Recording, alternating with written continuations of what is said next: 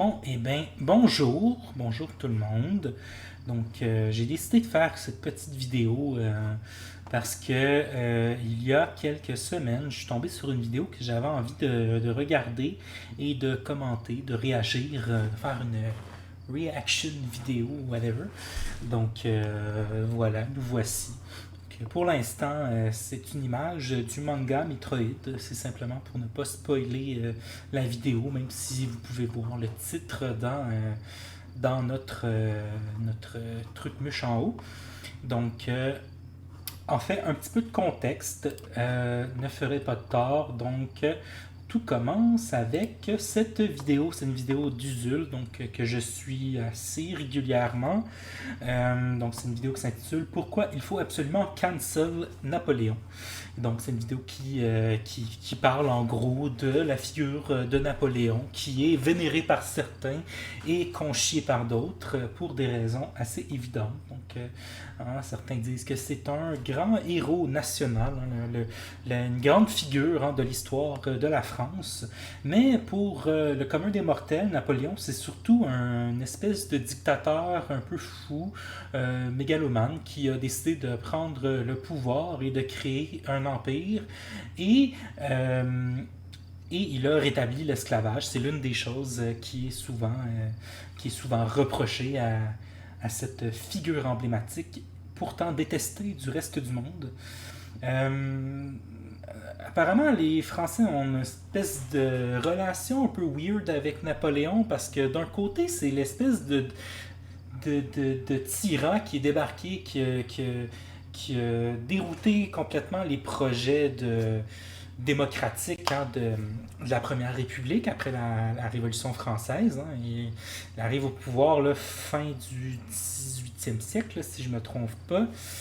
Quelque chose comme 1799 ou 1800, en tout cas dans ces eaux-là. Il prend le pouvoir et il est détrôné une quinzaine d'années plus tard. Et voilà, donc c'est un type qui a décidé de prendre le contrôle contre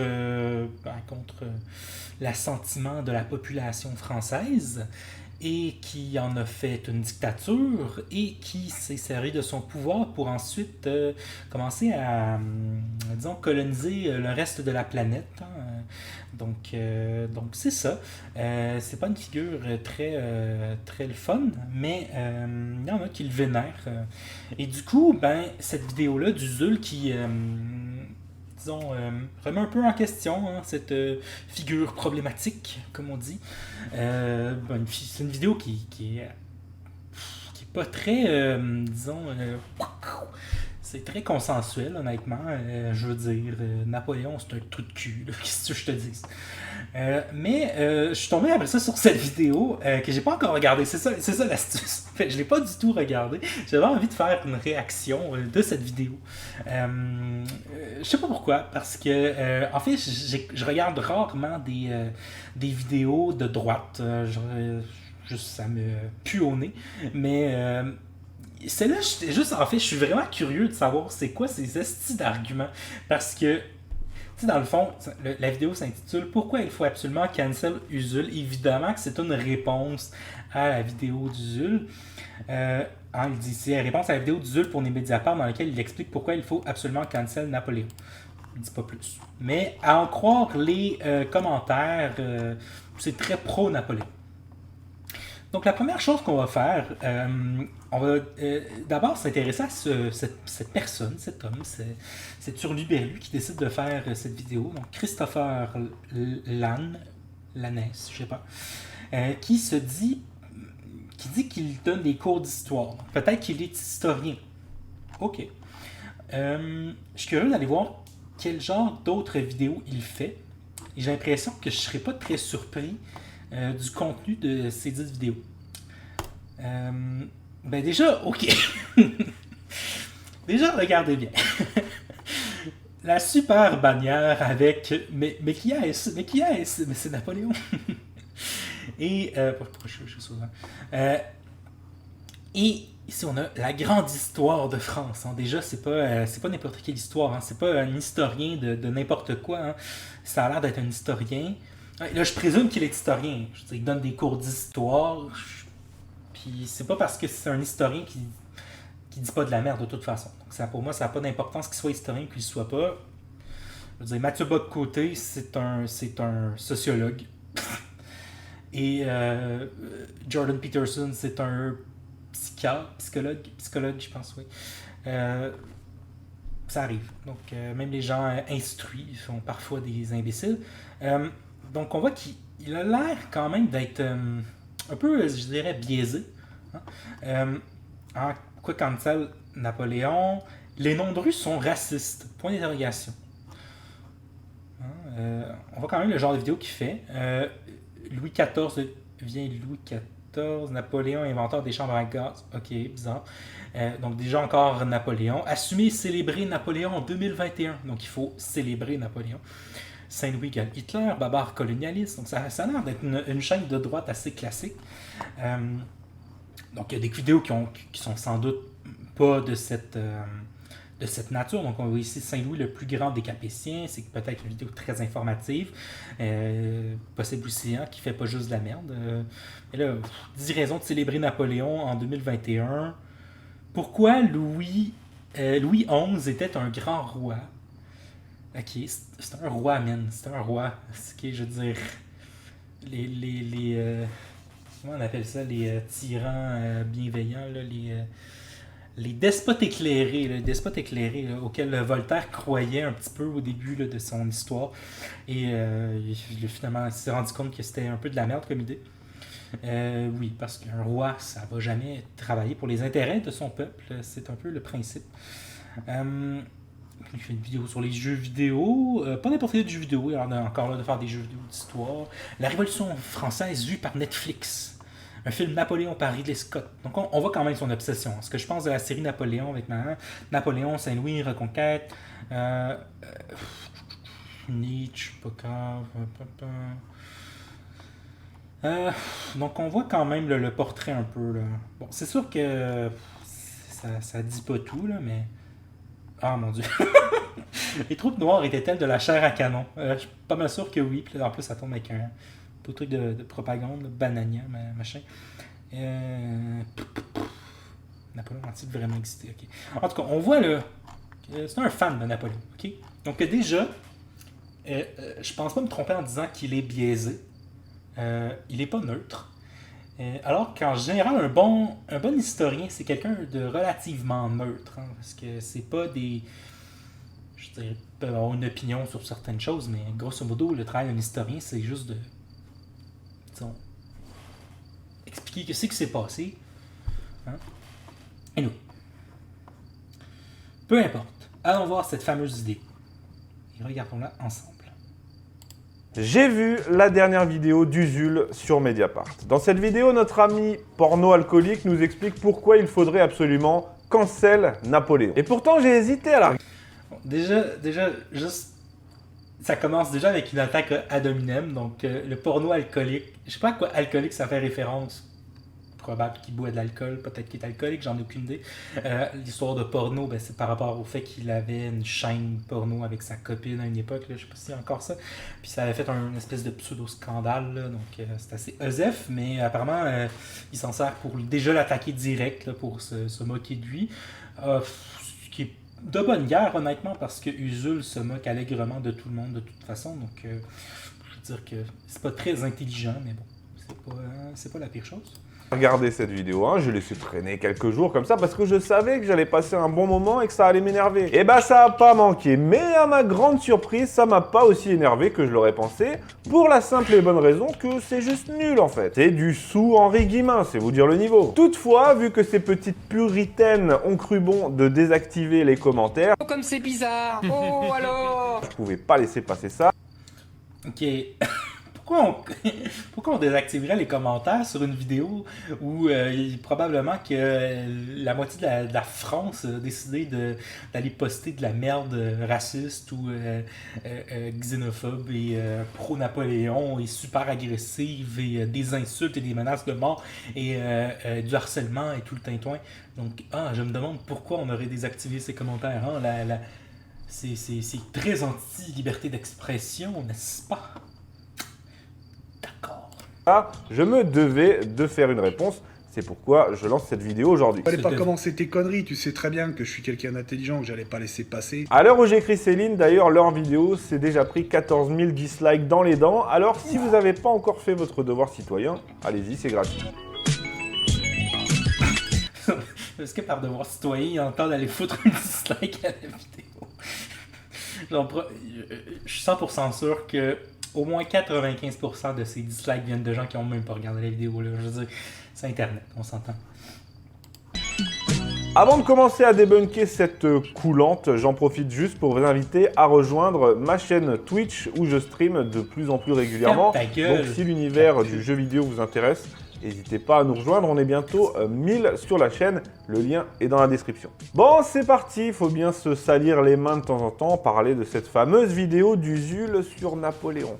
Rien que d'associer ces deux noms dans la même phrase, ça me dégoûte. Donc le camarade... Je veux juste dire, c'est une petite rétribution pour ce personnage. Il a l'air d'avoir des bons goûts cinématographiques. Hein. On voit Full Metal Jacket, Pulp Fiction, Goodfellas, Godfather et 2001, l'Odyssée de l'espace et Sons of Anarchy, mais que je connais pas vraiment, donc je pourrais pas dire si c'est de la merde ou non. Ah, petit détail que j'avais pas remarqué, mais il y a une belle statue de Jules César. Hein. On voit qu'il aime vraiment les personnages de tyrans, en fait, oui, tout simplement. Hein. Il doit être un fan de Macron. Hein. d'Usul, quand il n'est pas occupé à alimenter Pornhub, à appeler à casser du flic du haut de ses 28 kilos, ou encore à faire payer d'avance pour des vidéos qu'il ne fait jamais. Est-ce que tu as des nouvelles de Usul pour le LSP de Tropico? Je pense que c'est mort. Un peu, hein, d'ailleurs, parce qu'on l'avait payé par avance, c'était arnaqué. Ben figurez-vous qu'il... J'ai aucune idée de quoi il parle, donc je commenterai pas là-dessus. Par contre, l'histoire de péter du flic... qu'il parle de Napoléon. Bon, il maîtrise pas le sujet, sa vidéo est truffée de conneries, mais il en parle. Oui, parce que désolé, mais des erreurs, on va en parler. Il y en a des belles, hein, pour commencer. Par exemple, les fameux millions de morts dont serait responsable Napoléon. Est-ce que j'ai vraiment besoin de revenir là-dessus? Rapidement, hein, rapidement, parce que j'en ai marre de me répéter. C'est très étonnant qu'ils disent « Est-ce que j'ai besoin de revenir là-dessus? » Honnêtement, oui. Parce que, en fait... C'est ça le truc, c'est que peut-être que c'est vrai que c'est une erreur, mais prouve-le-moi. Par contre, je sais un peu où ça s'en vient, là, où ça s'en va. Ça risque de ressembler à... En fait, il n'est pas responsable d'un million de morts, il est responsable d'un millier de morts. Et même si c'était vrai, on s'en calisse. Dude, c'est pas ça le point. Genre, tu sais, genre, ça me fait penser un peu au discours, malheureusement, sur la Seconde Guerre mondiale, sur la Shoah, sur les camps d'extermination. Hein, donc, il y a des espèces de débiles qui vont avoir ces arguments genre en fait, il n'y a pas eu 6 millions de Juifs qui ont été tués, il y en a eu juste 3 millions. Puis, en vrai, ma réaction à chaque fois, c'est comme... Même si c'était vrai, so fucking what? Genre... En l'état, le chiffre absolu, il n'est pas important. Ce qui est terrible, c'est que c'est arrivé, genre... Même si ça avait raté complètement, genre, même s'il y avait eu 2 morts, on s'en fout, putain! Le principe est dégueulasse, genre, ça se défend pas. Je veux dire qu'il y a fucking juste 3000 personnes qui sont mortes dans le World Trade Center, puis on continue d'en parler. Puis oui, c'est grave, genre... Même si c'est 3000 petites personnes, c'est beaucoup, c'est débile. Genre, en tout cas, j'ai l'impression que ça va s'en aller là. Je me trompe peut-être. En tout cas, je vais lui donner le bénéfice du doute. Allons-y. Auprès des gens qui n'ont pas travaillé, Napoléon hérite d'un pays en guerre et en pleine révolution.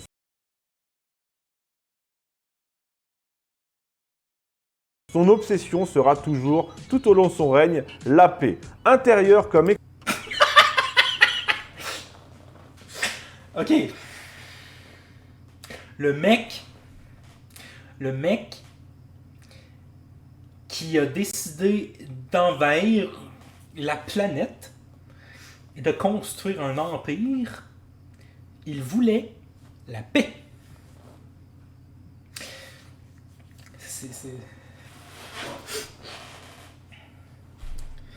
Ben oui, je veux dire, la meilleure façon d'obtenir la paix, c'est de tuer tout le monde. Comme ça, il n'y a plus de guerre.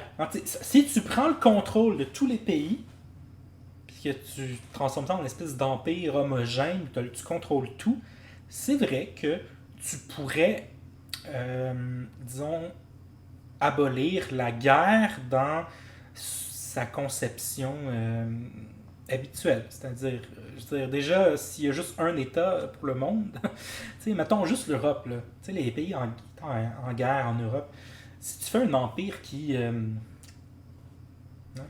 s'étend sur toute l'Europe, ben c'est un peu logique que les pays ne se fassent plus la guerre entre eux. Par contre, je suis pas mal sûr qu'il y aurait des guerres civiles, puis des révoltes, puis ce genre de conneries. Puis de toute façon, pour se rendre là, ben, il a fallu qu'ils envahissent des pays, puis qu'ils fassent la guerre, parce que c'est rare que les pays aiment ça, se faire envahir. Donc, je veux dire, ça, là, c'est le même crise d'argument que genre les États-Unis qui décident d'envahir l'Irak puis l'Afghanistan au nom de la paix. On apporte la paix en amenant la guerre. Ça n'a pas de sens. La paix, ça ne se gagne pas avec des fucking guns, puis des baïonnettes, puis des sabres, des whatever.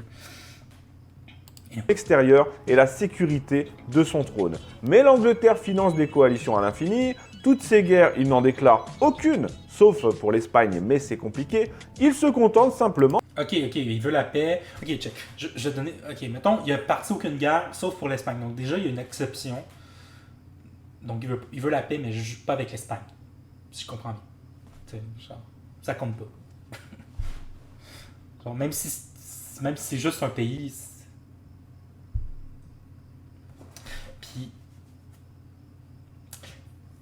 Puis honnêtement, allons faire des petites recherches. Allons voir. Parce que c'est vrai, je suis pas un historien, puis je suis pas un grand connaisseur. Donc, Napoléon Ier, je pense. Napoléon Bonaparte. Ensuite, bon, ça parle de la guerre d'Espagne. Il a déjà dit que la guerre d'Espagne, ben, ça avait été. C'est une guerre déclarée par Napoléon, ok. Puis les autres, en fait. OK, mettons qu'il n'a pas déclaré d'autres guerres. Par exemple, si on parle de la guerre d'Autriche, on dit alors que les meilleures troupes de l'armée française sont engagées en Espagne, l'Empire d'Autriche attaque une nouvelle fois la France en Allemagne et en Italie. Donc, on voit que c'est l'Autriche qui attaque d'abord la France, et donc la France réagit en quelque sorte. Et je suis d'accord que la guerre, d'une façon ou d'une autre, ça se fait à deux, surtout en puissance européenne. Je veux dire, c'est pas c'est pas vraiment des pays, c'est pas comme genre les États-Unis qui envahissent l'Irak. Tantôt j'ai fait cette comparaison-là, mais c'est un peu faible comme comparaison parce que je veux dire, l'Irak c'était pas vraiment une puissance mondiale. C'est pas vraiment le même deal. Mais la France qui attaque l'Espagne, puis l'Allemagne qui attaque le Portugal, puis le Royaume-Uni qui attaque l'Autriche, genre c'est des puissances européennes qui s'attaquent mutuellement puis qui veulent juste contrôler plus de territoire. Fait que ça se fait à plusieurs. Napoléon n'est absolument pas le seul fils de pute de l'histoire et de cette période de toute façon, mais il a quand même contribué vachement, là, je veux dire. Ici, on voit une petite carte de son empire en 1812, donc à son apogée. Les territoires vassaux de la France sont en bleu pâle. Et on voit quand même qu'il possédait une grosse partie de l'Europe. Donc ici, on voit l'Espagne, l'Italie, l'Allemagne. Ici, c'est, je sais pas quoi, c'est-tu la Pologne ou la Biélorussie, whatever. Je sais pas, là, la carte du monde a changé beaucoup depuis. Bref, de toute façon, tu n'arrives pas à contrôler genre la moitié de l'Europe en faisant la paix d'une façon ou d'une autre. Je veux dire, ok, l'Autriche t'attaque, tu réagis, tu défends, c'est normal. Mais d'où qu'on passe de l'Autriche m'attaque et ensuite j'envahis l'Autriche. T'sais, ici, on voit que l'Autriche est... en tout cas, je pense que c'est l'Autriche ou la Suisse, en tout cas, c'est dans ces eaux-là. Et en tout cas, d'une façon ou d'une autre, l'Autriche est ici, là, quelque part là, entre l'Allemagne et la France. Là. Donc, l'Allemagne et la Suisse, plutôt. Et on voit que ça fait partie de l'Empire de Napoléon. Donc, d'une façon ou d'une autre, Napoléon a fini par prendre le contrôle de ce pays. Bref, je pense pas que c'est vraiment pertinent de savoir qui a parti ces guerres-là. Pour moi, ça a juste aucune importance. Je veux dire, je suis pas sûr que Usul, il me semble pas que Usul, dans sa vidéo, il disait que Napoléon avait déclaré les guerres. Je veux dire, qui déclare la guerre à qui en premier, ça me semble peu pertinent. Juste un exemple comme ça, mais euh, c'est le Royaume-Uni qui a déclaré la guerre à l'Allemagne pendant la Deuxième Guerre mondiale et pas l'inverse. Hein? Je veux dire, il y avait une espèce de traité de non-agression, je sais pas quoi. L'Allemagne s'est mise à envahir la moitié de l'Europe, comme Napoléon en fait. Et le Royaume-Uni a décidé de déclarer la guerre à l'Allemagne. Et est-ce que ça veut dire que c'est le Royaume-Uni les méchants? Je veux dire, on s'en fout de qui a déclaré la guerre. Je veux dire, les Autrichiens n'ont pas attaqué Napoléon pour rien. Hein?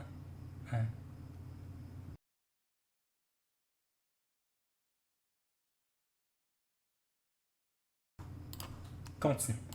Malheureusement pour Usul, de les gagner. Voilà. Et sans parler de malheureusement pour Usul, pour l'Espagne, mais fini. Toutes ces guerres, il n'en déclare aucune, sauf pour l'Espagne, mais c'est compliqué. Il se contente simplement, malheureusement pour Usul, de les gagner. Voilà. Et sans parler de l'économie en vie humaine liée à son génie stratégique. Ah non, c'est vrai, Usul n'est pas d'accord avec ça non plus. Exactement, dans sa vidéo, et c'est là que j'ai vu que... L'économie en vie humaine. Qu'est-ce que c'est censé vouloir dire? Genre, ça sonne comme la bombe atomique, c'était bien parce que ça a mis fin à la guerre. Non. Non, en fait, non. Non, c'était pas bien. Je veux dire, non, ça marche pas comme ça.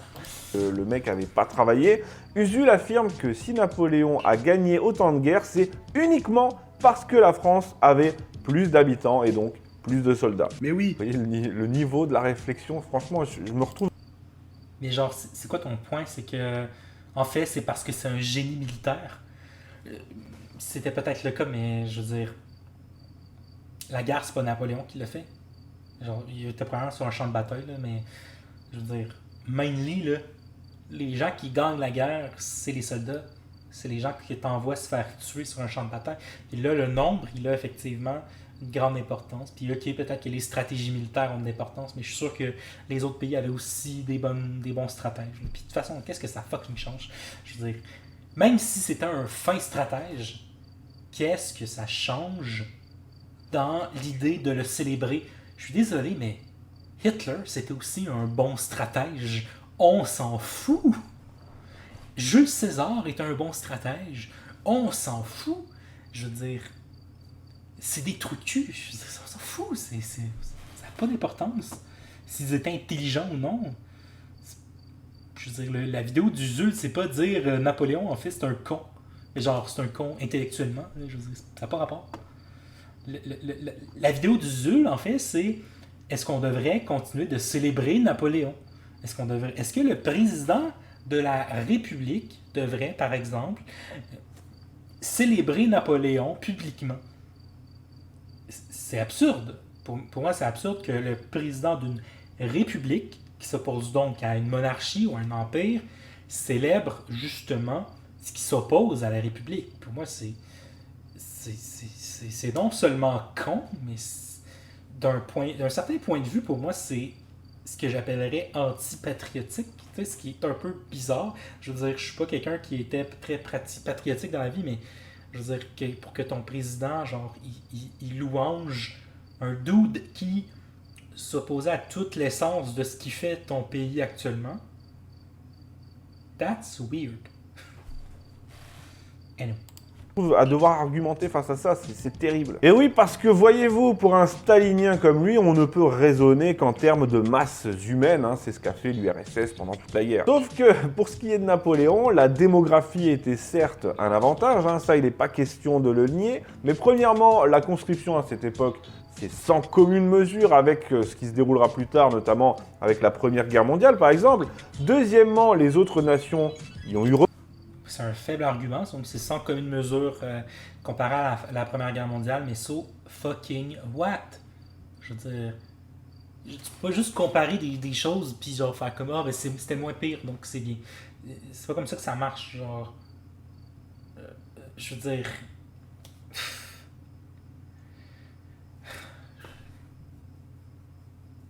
Je veux veux dire, à ce stade-là, je veux dire, la COVID, c'est pas grand-chose parce que ça a fait moins de morts que la peste bubonique, là, je sais pas, là, genre, j'invente des choses, mais comme, je sais même pas si c'est vrai, là, c'est peut-être même pas vrai, mais comme, ça sert à rien de comparer des choses comme ça, genre, on s'en fout là, de savoir, c'est pas une compétition là, de qu'est-ce qui, genre, c'est qui a conscrit le plus de soldats, ça n'a pas d'importance, en fait. Genre, le principe est le même, mais oui. Recours également à cette conscription et bouquet final, un très grand nombre de victoires napoléoniennes se sont faites en infériorité numérique, souvent écrasante. Donc comment on peut à ce point nier le génie stratégique et tactique de l'Empire? Mais j'aimerais ça que tu me donnes des fucking exemples. Genre, honnêtement, je veux te croire. Je veux te croire, mais genre, donne-moi des exemples. Donne-moi, genre, le nom d'une bataille où ils étaient en infériorité numérique. Je veux dire, je vais aller en chercher 2-3, juste pour voir. Donc, mettons des batailles célèbres. Mettons Waterloo. Là. Waterloo a été défait, là, donc probablement qu'il est effectivement en infériorité numérique. Et là, si par exemple on voit force en présence, Empire français, 74 000 fantassins contre 68 000 fantassins, 12 600 cavaliers, 12 000 cavaliers, 266 canons, 156 canons. Donc, ils ont perdu cette bataille et pourtant, ils étaient en supériorité numérique. Pas de beaucoup. Je veux dire, ben, c'est quand même, je veux dire, c'est quand même 6 000 soldats de plus, 600 cavaliers de plus, genre presque 110 canons de plus. Ben, pis, bon, c'est vrai, bon, ici ils ont 50 000 hommes. Ok, je pense que c'est peut-être ça là, qui a fait là. Puis ici on voit 5 000 morts, 4 000, tu sais, genre, ok, c'était quand même assez égal, là, mais bon, les autres ils ont fait chier avec leurs 50 000 hommes, leur renfort. Ok. Mais ils l'ont perdu cette bataille. Anyway. Qu'est-ce qu'on a d'autre comme grande bataille? En fait, bataille célèbre de Napoléon. Bataille de Trafalgar, bataille des pyramides. Vous allez voir bataille de Trafalgar parce que ça me dit quelque chose.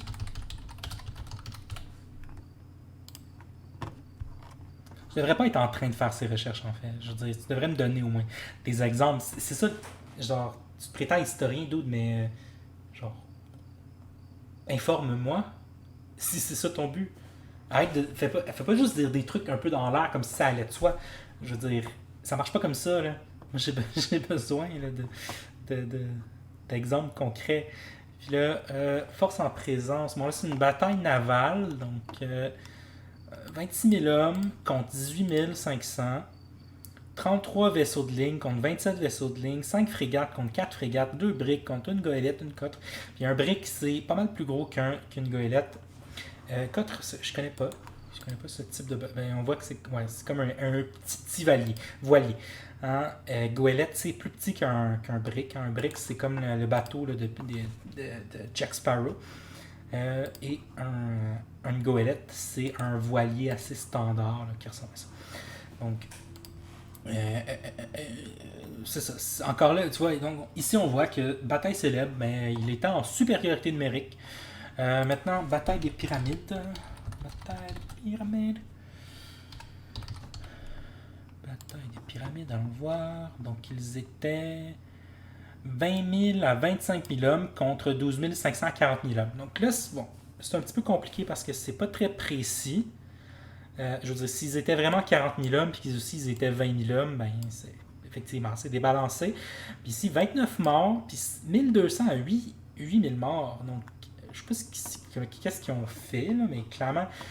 mais ici, c'est les Mamelouks. Ok, mais dude, là, déjà, ça, c'est pas très... c'est pas... Je veux dire...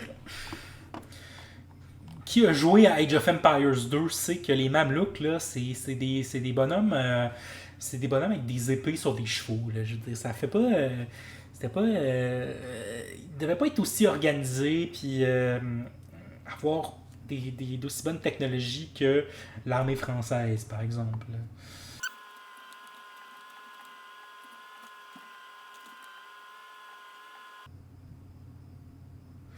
Bon, déjà ici, ce que je vois, c'est que, bon, effectivement, le génie stratégique, là, ici, peut se faire ressentir. Donc, malgré leur présumée infériorité numérique, en fait, ils ont pris l'armée des Mamelouks sur trois fronts, en fait. L'armée Mamelouk était comme en ligne devant la ville, et Napoléon a divisé son armée en trois.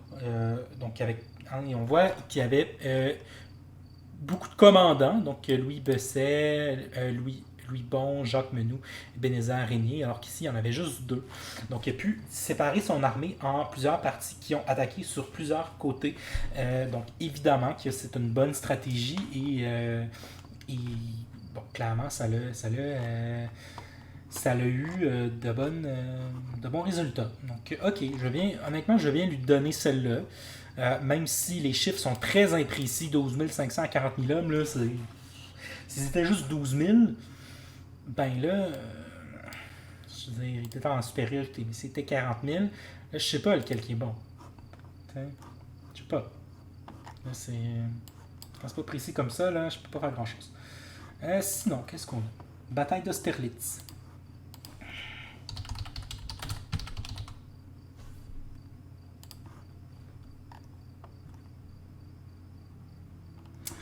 OK. Infériorité numérique ici. Donc 65 000 hommes contre 80 000 à 90 000. 139 canons contre 160 à 278 canons.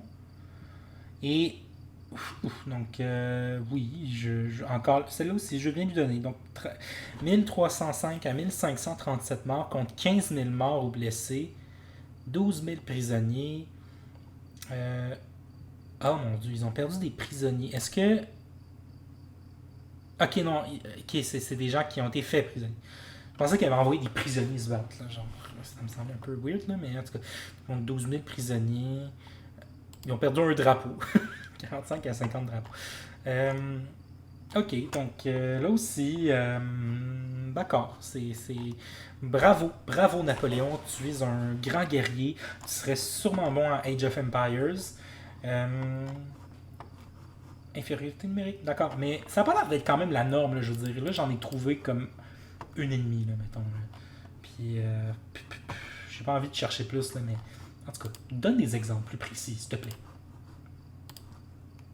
L'empereur, quand on connaît ces informations, quand on connaît vraiment l'histoire, bah c'est simple, je vais vous le dire. Il le confesse d'ailleurs dans la vidéo. Le fait qu'un homme soit supérieur, gouverne aux destinées de tout un peuple, bah les gauchistes, ça leur plaît pas trop. Sauf que, désolé, mais c'était le cas. Hein. Les grands hommes dans l'histoire, ça existe. Ah oui, et pour terminer avec les erreurs...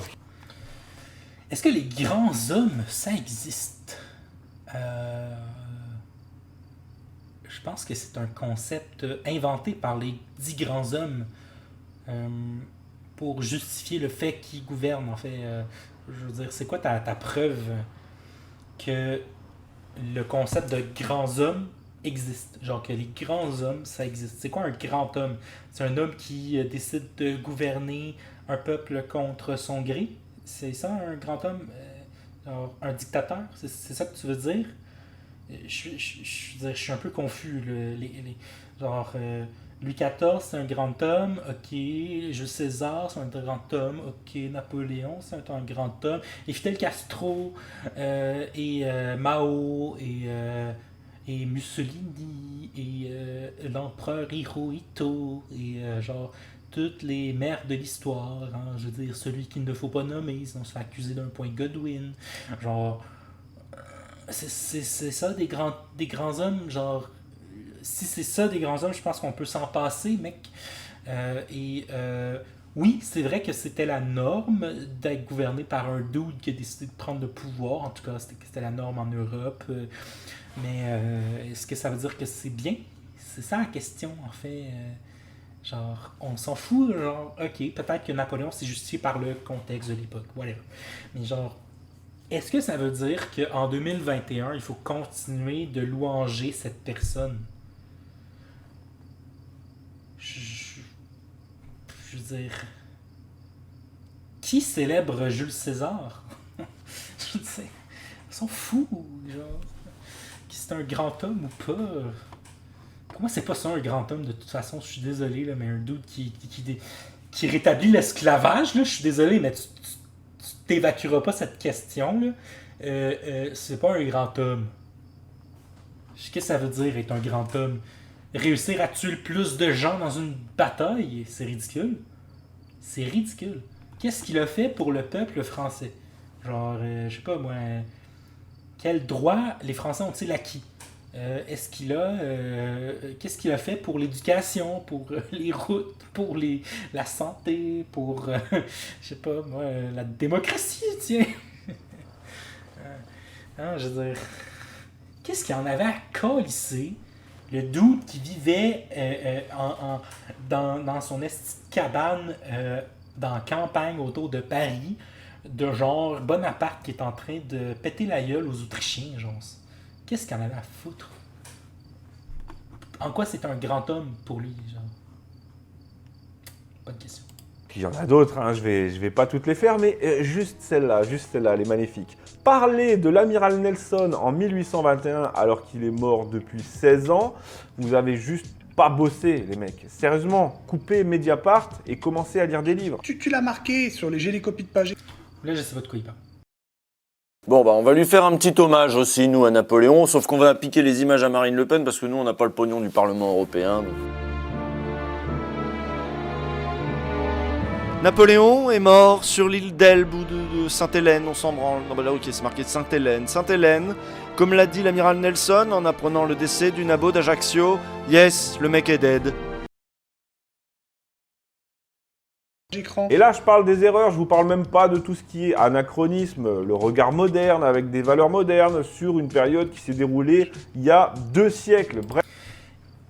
Question intéressante. Est-ce que c'est anachronique de projeter des valeurs modernes, entre guillemets, sur un siècle passé, par exemple? En quoi c'est anachronique, en fait?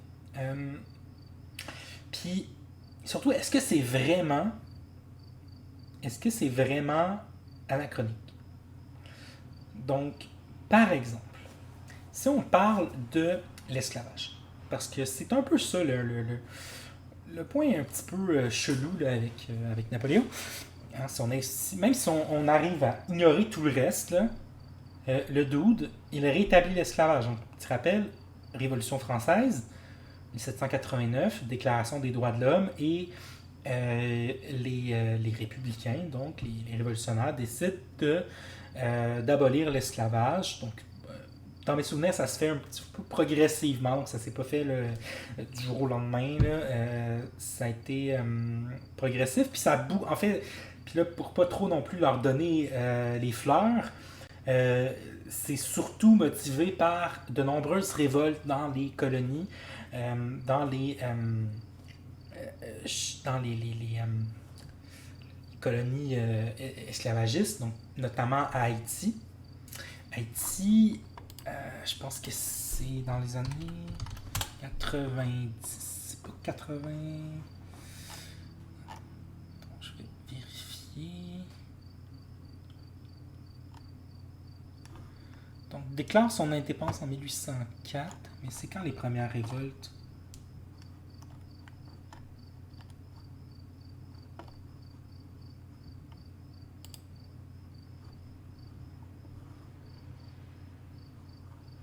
Voilà. Donc, avant la Révolution, une société des Amis des Noirs est créée en France en 1788. Elle se donne pour objectif d'obtenir l'abolition de l'esclavage. La Révolution française. Donc, déjà, rappelle que c'est quelque chose qui vient des populations noires de France. La Révolution française entraîne de graves bouleversements sociaux dans les petites Antilles comme à Saint-Domingue.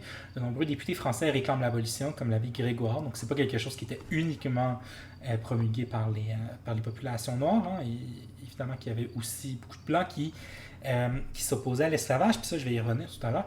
S'ensuit une révolte des esclaves qui aboutit en 1793 à l'abolition de l'esclavage par les commissaires civils Sonthonax et Paul Vérel.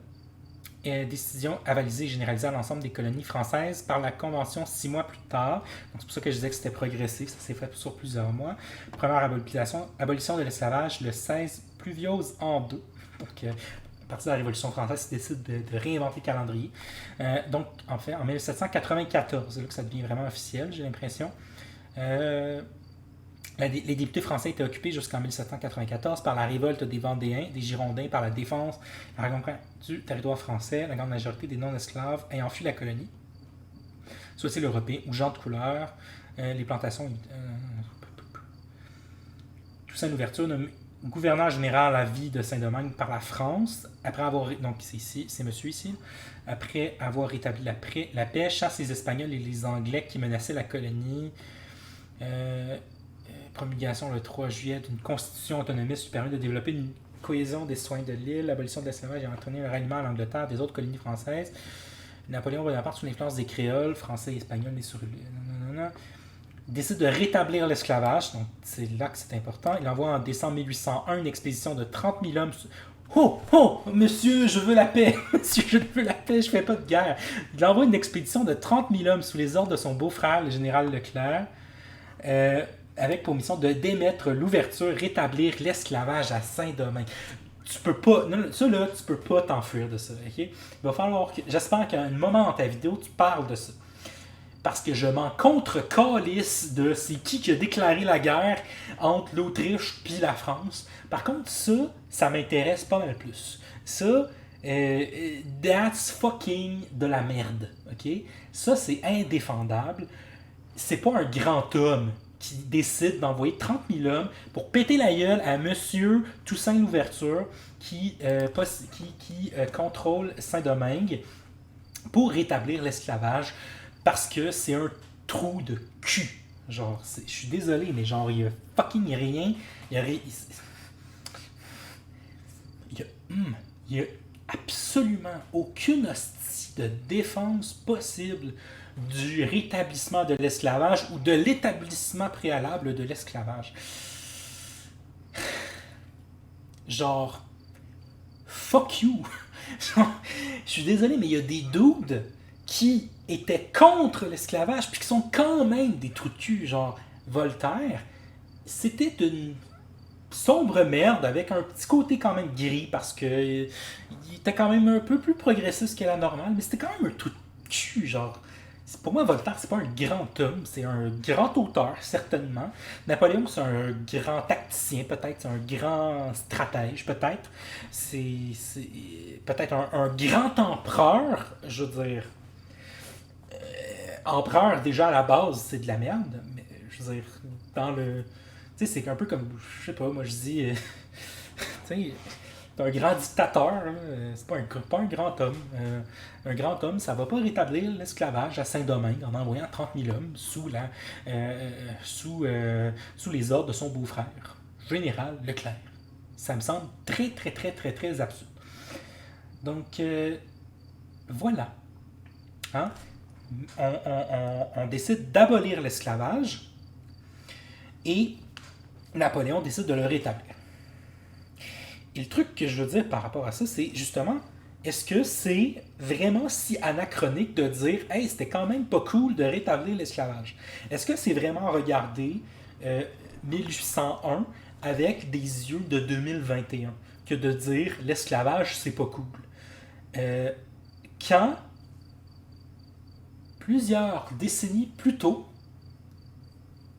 des auteurs blancs européens, français, en étaient déjà à critiquer ouvertement l'esclavage. En fait, pas seulement des décennies plus tôt, on peut remonter jusqu'aux humanistes, à la Renaissance, pour trouver les premiers exemples d'auteurs qui s'opposaient à l'esclavage. So, what the fuck is un anachronisme par rapport à ça?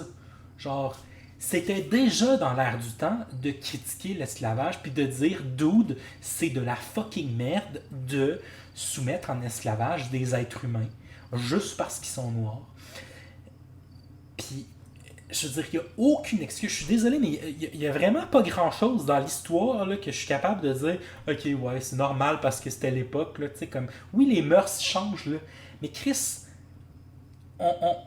on trouve des écrits féministes au Moyen-Âge. Il n'y en a pas d'excuses, mec. Il n'y en a pas. L'époque, là, c'est pas une excuse. OK? Genre, oui, c'est vrai qu'il y a des choses qui changent avec le temps. Mais je suis désolé, mais un truc comme fucking l'esclavage, ça a jamais été cool. Ça a jamais été normal.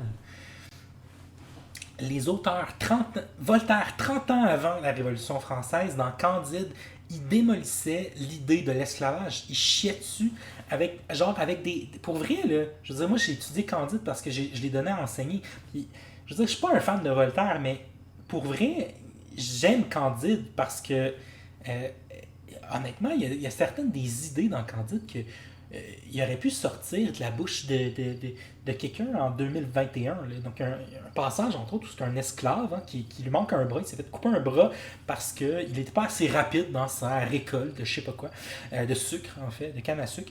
Puis, il dit à Candide, c'est à ce prix-là que vous mangez du sucre en Europe.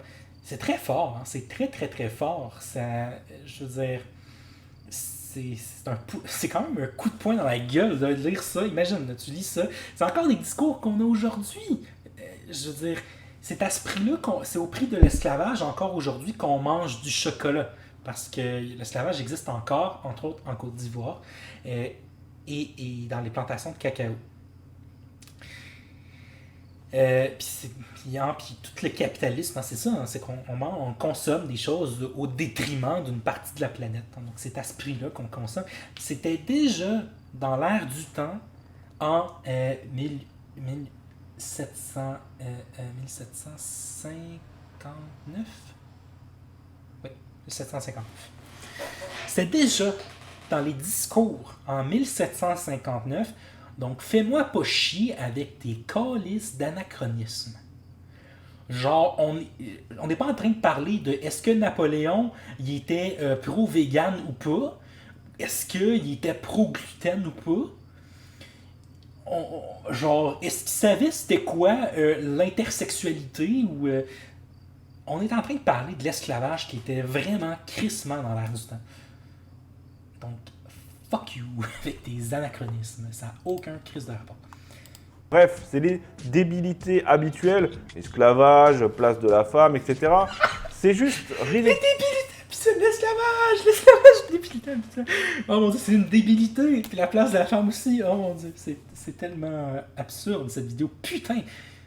Les bordels, mais tellement inutile, improductif de raisonner comme ça. Moi, ça me rend fou de parler de la place des femmes ou de l'esclavage en 1800 avec les mots de 2021. Mais c'est quoi les mots de 2021? L'esclavage, c'est pas cool. Genre, sérieux? C'est quoi les discours? Je veux dire, l'esclavage, c'est pas quelque chose de moderne. Je veux dire, les discours sur l'esclavage en 2021, c'est pas mal les mêmes discours que les discours sur l'esclavage en 1801. Certes, je veux bien te donner que les discours sur la place de la femme y ont changé, mais je veux dire, l'esclavage, je suis vraiment pas sûr de ça. Il faut que tu me donnes des vraiment bons arguments. Mais comment on peut, à ce point, avoir raté sa vie, quoi? Et aussi, c'est l'un des thèmes centraux de... Quel est ton argument? Là, tu dis juste « mais c'est de la merde ce qu'il dit! Comment t'as raté ta vie? » Il dit « Donne des informations. » Je veux dire, argumente.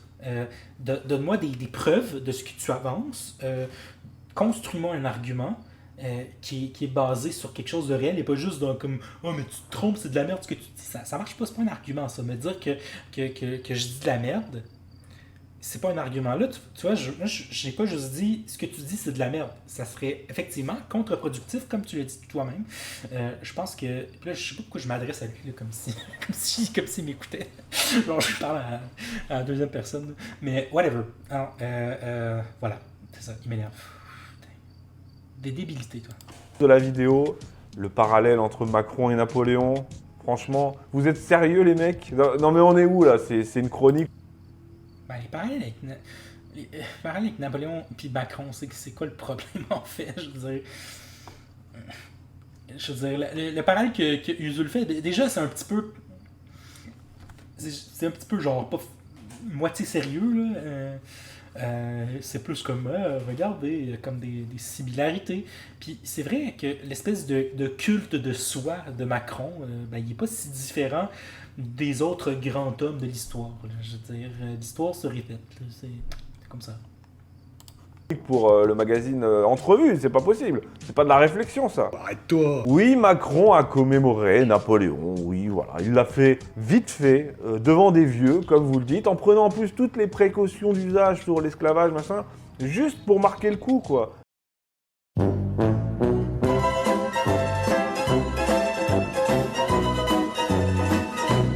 De là à penser une seule seconde qu'il y aurait un quelconque parallèle entre les deux, il faut juste arrêter de boire, en fait.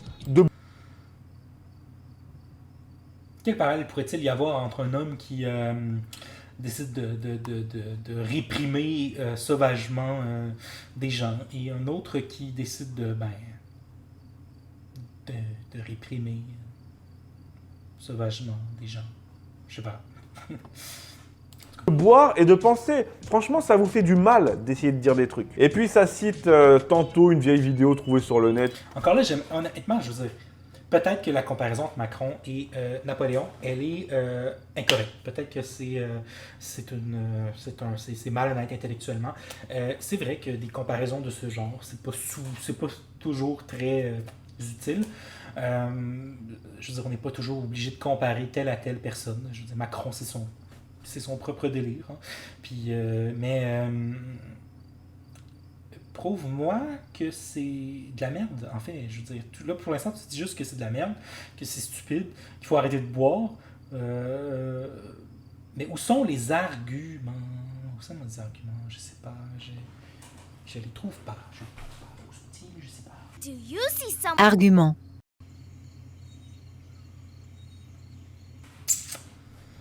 Où sont-ils? Je ne sais pas. Ils sont absents de cette vidéo, en tout cas. Je sais même pas ce que c'est, qui raconte n'importe quoi. Tantôt, Lionel Jospin, il n'y a absolument rien de sérieux dans votre vidéo. Ah, c'est le but? Que ça soit pas sérieux? Parce que...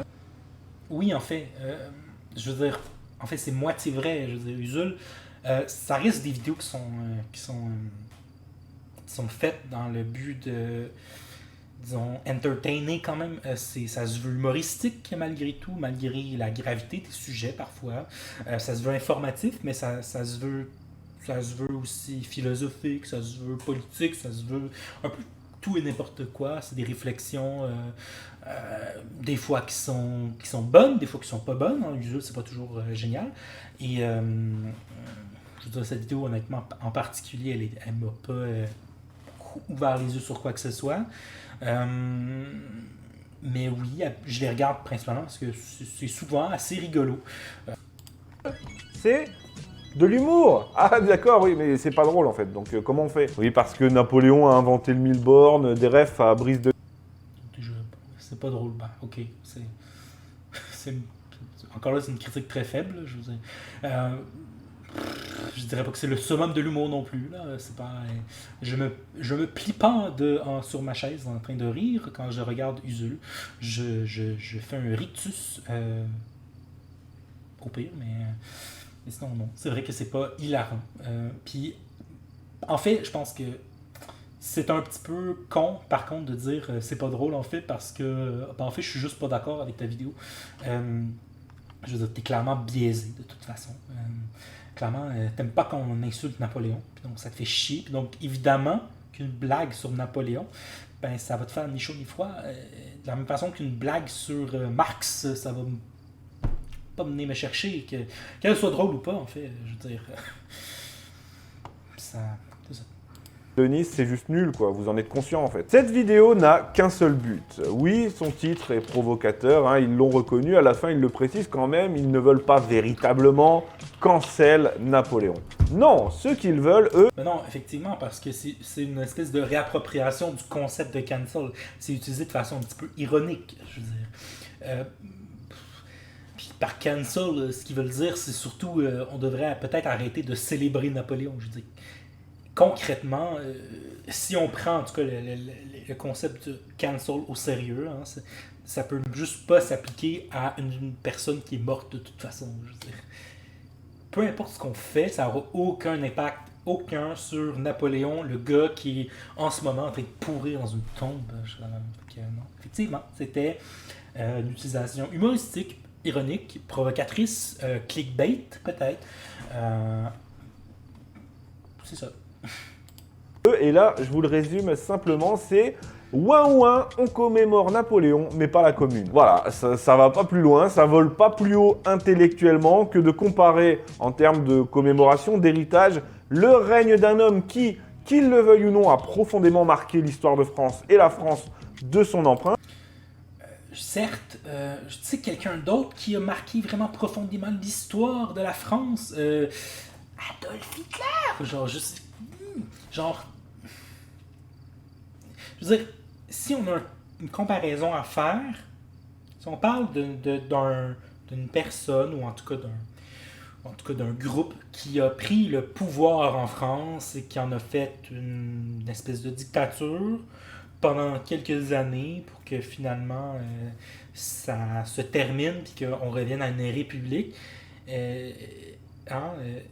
pour moi, le Troisième Reich puis la France de Vichy, c'est un petit peu ça. Est-ce qu'il faut célébrer les nazis? Les nazis font partie de l'histoire de la France. C'est un fait. Et c'est une histoire sombre. Et je pense qu'il faut en parler, certainement.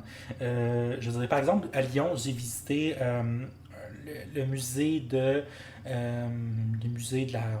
la Shoah, je sais pas quoi, je sais plus c'était quoi le nom du musée, mais musée qui me semble très important, qui revenait sur spécifiquement en fait le règne des nazis à Lyon, qui était sous domination, ce qui était justement dans la partie sous tutelle allemande, et entre autres, qui revenait sur... on avait regardé un film, un espèce de documentaire sur le boucher de Lyon, je pense que c'est comme ça qu'il l'appelait, donc Klaus Barbie, qui était une espèce de pourriture absolument phénoménale. Lui aussi, il fait partie de l'histoire de la France, de l'histoire spécifique de Lyon.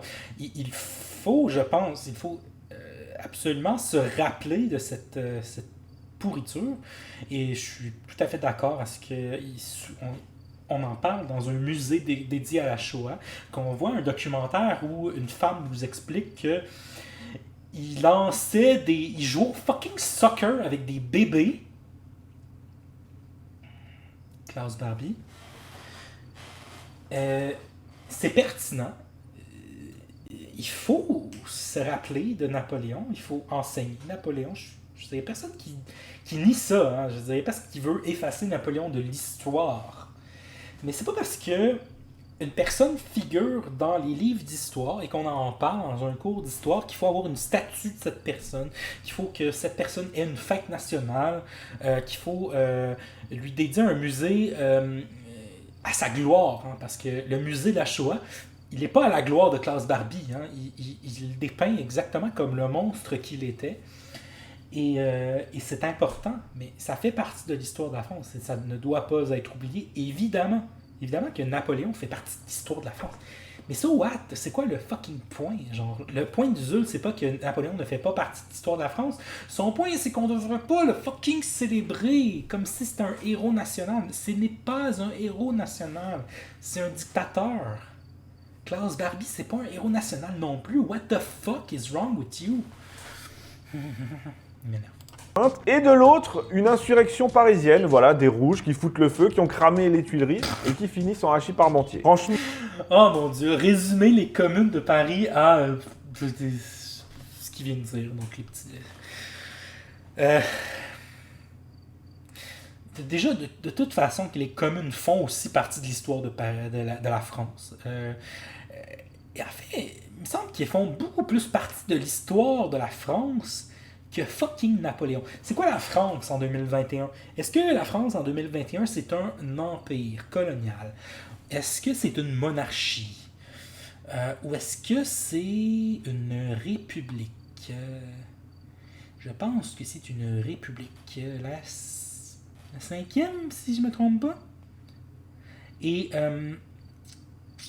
les communes, c'était quoi en fait? C'est quoi les communes?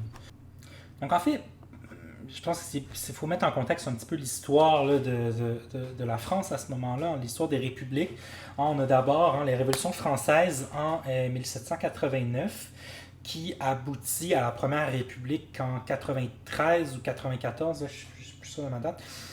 Ensuite, on a Napoléon Ier qui prend le pouvoir en 1801 et qui instaure le Premier Empire.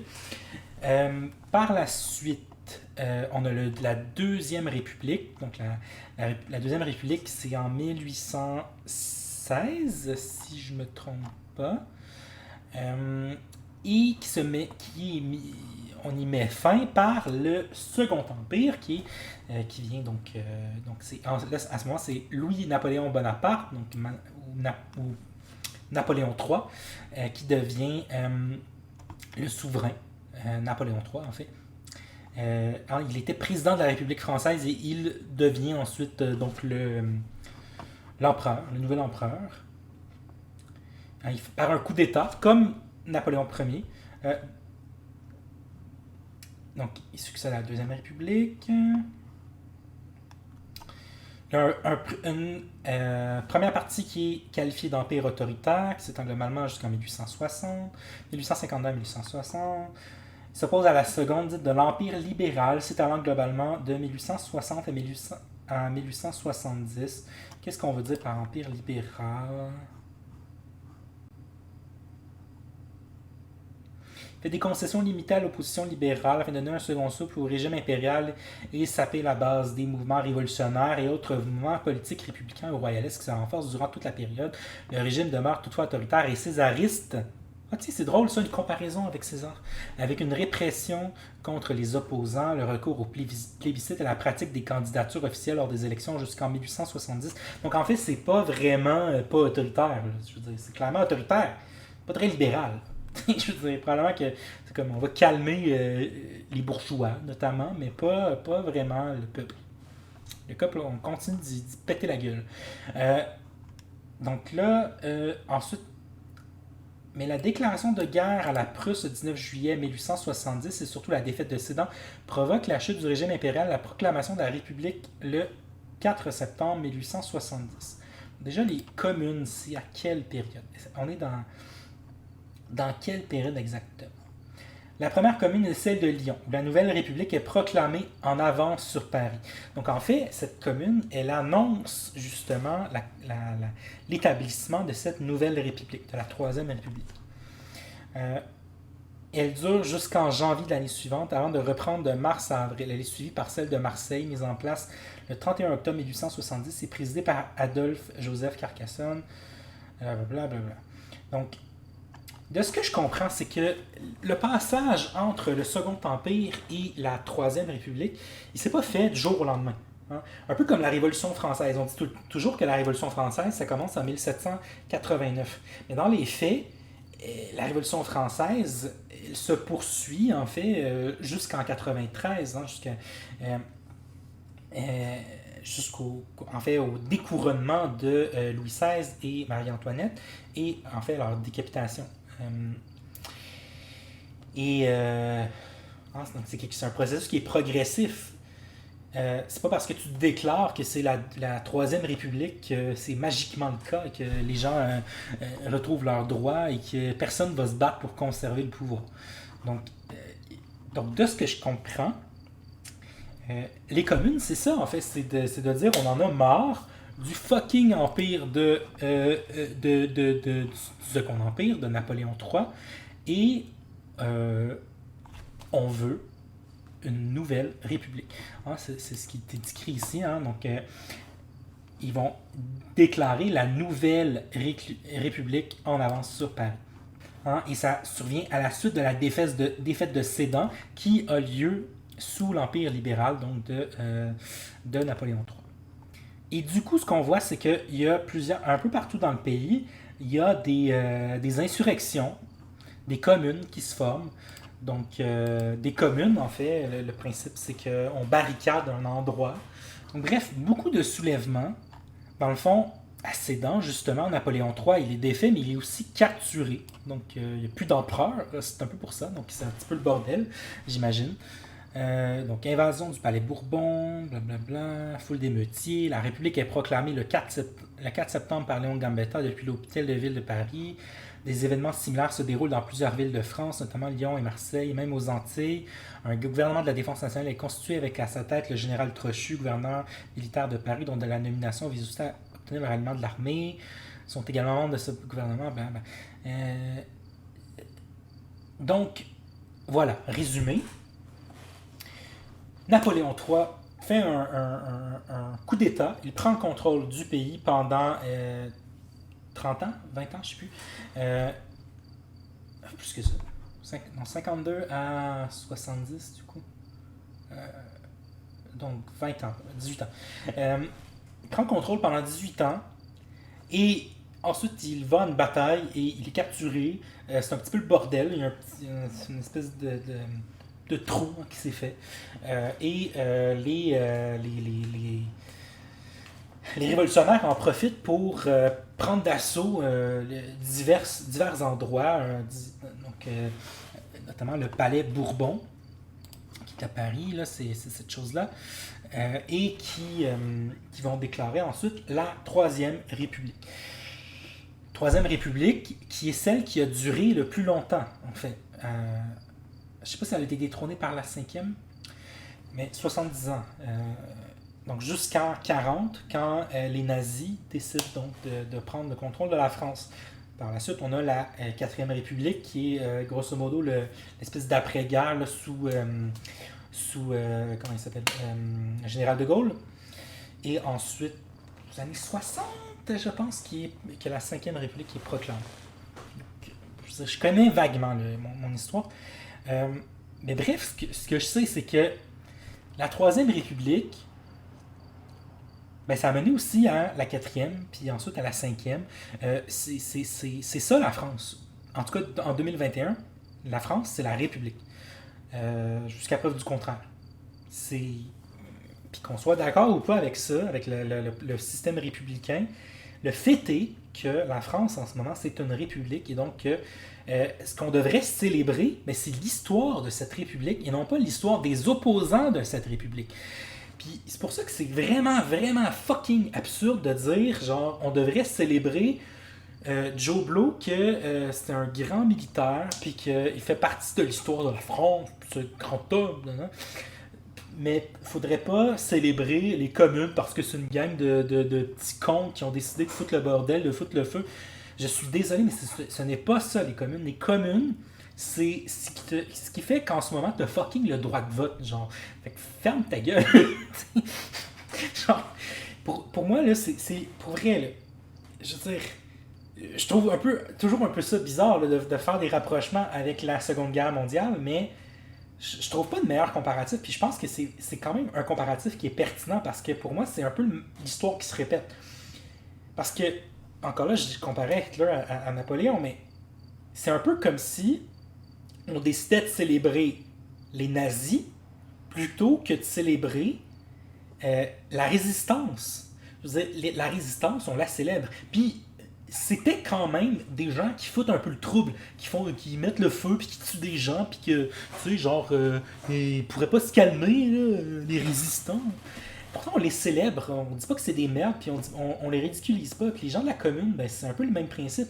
Ils s'opposaient à une oppression d'un gouvernement autoritaire, répressif. Puis même s'il n'était pas autoritaire, entre guillemets, il n'était pas en tout cas démocratique. C'était un empereur qui s'est donné le pouvoir par un coup d'État et qui, malgré des concessions, se montrait répressif. Et c'est normal parce que, je veux dire, le peuple, s'il n'a pas de... Je veux dire, c'est pas parfait la démocratie représentative, c'est pas parfait la République. C'est quand même mieux qu'une fucking dictature. Je suis désolé, là, mais au moins, il y a un semblant de démocratie, il y a un semblant de, genre, je peux décider de l'avenir de mon pays. Genre, je suis pas républicain pour une scène, mais genre, c'est quand même... Je sais faire la différence entre de la merde puis genre, j'aime pas trop ce plat-là, tu sais. Donc, vraiment, ça me mind blown qu'il en soit à dire que célébrer un dictateur, c'est correct, mais célébrer les personnes qui se sont battues pour rétablir la démocratie, ou en tout cas ce qu'ils croyaient être la démocratie, qui se sont battus pour mettre fin à ce régime de dictature. What the fuck? Quelle espèce de sous-merde d'extrême droite es-tu, mec? La commune, c'est sans commune mesure. Voilà, c'était juste un exemple du genre d'humour que vous pouvez trouver dans leurs vidéos. Parce que ce qui lui plaît à Usul, c'est se pignoler sur la commune, alors que personne n'en a rien à carrer en soi. Sur la commune... Pourquoi personne n'en a rien à carrer, en fait? Genre, je suis pas d'accord, toi t'en as rien à carrer, mais clairement il y a des gens qui en ont quelque chose à carrer, parce que, c'est une partie importante de l'histoire de la France, malgré tout. On est sur Staline aussi. Ah, ça lui plaît aussi, hein, Staline. Bon, à l'époque de Staline, il aurait probablement fini au goulag. Mais ça lui probablement fini, hein, Staline. Bon, sur Staline aussi, Jules, c'est se pignoler sur la commune, alors que personne n'en a rien à carrer en soi. Sur la commune et sur Staline aussi. Ah, ça lui... Attends, Usul aime ça, se pignoler sur Staline. Est-ce que ça veut dire que Usul serait pro-Staline? C'est faux. Mais c'est genre, c'est faux à un point qui en est déraisonnable. Genre, je suis désolé, mais on peut dire beaucoup de choses sur Usul. Mais dire qu'il serait staliniste, ça me semble un petit peu fort de café. Non. Non. Non, vraiment, genre non. Staline, c'était un dictateur aussi, by the way, c'était une merde. Et non, Usul ne défend pas Staline. Je pense que je l'ai jamais entendu dire que Staline, c'était un chic type. Je pense que tu confonds peut-être avec, peut-être dire que l'URSS, peut-être, ou la révolution bolchevique, whatever, que c'est pas 100% de la merde, qu'il y a eu beaucoup de propagande là-dessus, mais en tout cas, Staline spécifiquement, non, j'ai jamais entendu Usul dire quoi que ce soit de positif sur Staline. Je suis désolé, mais non. Staline, c'est du caca. Puis non, ça me dit vraiment rien. Là, il faudrait que tu me montres un clip parce que Ça lui plaît aussi, hein, Staline. Bon, à l'époque de Staline, il aurait probablement fini au goulag. Oui, probablement. Effectivement. Puis c'est une bonne raison pour laquelle Usul ne défend pas Staline, en fait. Mais ça lui plaît. Oui, parce qu'il faut pas déconner non plus, hein, et là j'y viens, Usul c'est quand même le prototype du mec qui a le physique de ses idées. On est bien d'accord. Si encore... Mais qu'est-ce que ça veut dire? C'est quoi cette attaque ad hominem? Genre, en fait, je comprends même pas le sens de cette attaque ad hominem. C'est genre... Usul, il est laid. Tes idées sont laides. Usul, il est maigre. Tes idées sont maigres. Usul, il a les cheveux bouclés. Ses idées, ils ont les cheveux bouclés. Usul, il ne voit pas très bien, il est myope. Ses idées, elles sont aussi myopes. Ses idées sont merdiques. Donc, Usul, c'est une personne qui a un air merdique. Pour vrai, là, t'es fucking laid. Je te le dis, Regarde-moi ça, esti. T'as le physique de tes idées, toi, tabarnak. Check-moi ta petite crise de moustache de laidron. Check-moi ça avec tes petits yeux tout sombres comme de la merde. Avec ton petit polo, oh mon dieu, porte un petit polo comme petite crise de sous-merde. Genre, c'est quoi, Chris? T'as des oreilles... T'as des oreilles humaines, pis des cheveux bruns. T'as l'air gros. Je pense que... T'es un peu large. Un peu comme moi. T'as le physique de tes idées. Peu importe ce que ça veut dire. Peu importe. Genre, putain, c'est quoi cette... Genre, depuis le début de la vidéo, aucun fucking argument. Puis juste des attaques comme ça pour dire que Usul, c'est une sombre merde. Et en fait, j'attends j'attends qu'il argumente. Je veux dire, je ne suis pas un fan d'Usul. Je pense qu'Usul, il y a plein d'angles d'attaque possibles. Honnêtement, je suis sûr qu'il y a des bonnes critiques qui pourraient être faites de sa vidéo sur Napoléon. Celle-ci n'en est pas une, malheureusement. Se contenter de pondre ses daubes dans son coin, voilà, à la limite, ce serait chiant, mais dérangerait personne. Non, le mec se paye le culot d'appeler à casser du flic. Les gens se disent la démocratie est bloquée, donc essayons de la débloquer. Et on peut en effet la débloquer en gueulant un bon coup, en sortant dans la rue et en tabassant des flics. À une époque où les flics... Bien. Ah, tiens, c'est intéressant. Là, tu vois, là, il a mis un clip. Enfin, on a une preuve pour donc, mettre en contexte ce qu'il dit. Donc déjà, j'apprécie ce geste. Maintenant, en réfléchissant à ce que Usul vient de dire, on va faire rejouer, juste pour être sûr. Et d'ailleurs, en fait, j'aurais même pas besoin de faire ça parce que ça n'a aucun rapport, en fait. Encore là, c'est une attaque ad hominem. Parce que tu as dit ça, ce que tu dis ici, c'est faux. Ça marche pas comme ça. Genre, par exemple, là, si je vais sur une de ces vidéos sur, je sais pas moi, les coureurs des bois, peut-être que tout ce qu'il dit dans cette vidéo, là j'en ai aucune idée, hein, mais peut-être que tout ce qu'il dit dans cette vidéo est factuel, bien documenté, informatif, vrai, pertinent, etc. Même si, dans cette vidéo, il dit de la merde. Je suis désolé, mais c'est pas parce qu'il dit de la merde dans cette vidéo qu'il dit de la merde dans toutes les vidéos.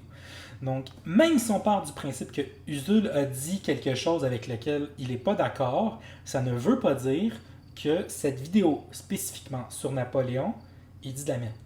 Il peut très bien avoir tort sur quelque chose et raison sur autre chose. Et c'est arrivé, effectivement, qu'Usul dit de la merde. Rappelons-nous de cette fameuse vidéo sur la drague, entre autres. Là, il y avait cette vidéo où il disait, là, si vous voulez vraiment draguer, il faut être gentil avec les meufs, là, il faut être comme pro-féministe.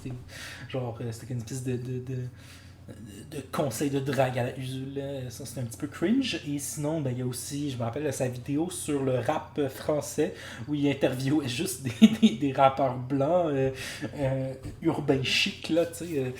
Donc, ça aussi, c'est un petit peu cringe, mais ça ne délégitimise pas l'ensemble de son travail. Je veux dire, il y a des vidéos qui sont moins bonnes que d'autres, effectivement. Mais ça permet pas de dire que cette vidéo, elle est mauvaise. Si tu veux montrer que cette vidéo, elle est mauvaise, il faut avoir des arguments qui sont solides, il faut que tu aies des exemples. Donc, au lieu de me fucking mettre un clip hors contexte d'Usul qui dit qu'il faut tabasser du flic, pourquoi tu ne mets pas des extraits de la fucking vidéo que tu es en train de critiquer? Parce que il me semble que c'est ça le but de ton esti de vidéo. Oui, je sais là, il faut absolument cancel Usul, c'est genre général. Là, c'est peut-être pas juste spécifiquement sur sa vidéo sur Napoléon, mais je veux dire, c'est quand même une réponse à Napoléon. Donc, ça serait bien déjà de au moins faire le tour de cette question avant de commencer à l'attaquer sur autre chose. Anyway, regardons-le à nouveau ce clip. Regardons-le. Qu'est-ce qu'il dit exactement? Casser du flic. Les gens se disent la démocratie est bloquée.